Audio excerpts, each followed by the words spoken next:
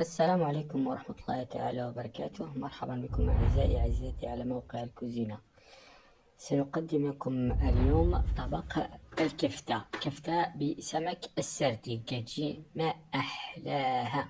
نتمنى تعجبكم. مسبقا غادي نحتاجو كيلوغرام من السمك، كنقيوه مزيان، كنحيدو الأحشاء ديالو والشوك، وكنشربلوه بالعطرية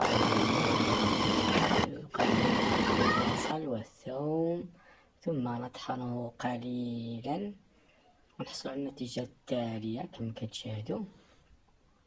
من بعد كنستفوه على السافد ديال الشوا وكندخلوه الفران او كنشويه مباشرة على الجمر. كما كتشاهدوا اعزائي عزيزاتي، هذه هي الكفتة ديالنا، كتجي شهوة منها. نتمنى تعجبكم وتجربوا الوصفة وتردوا عليا، وشكرا والى فرصة قادمة بحول الله.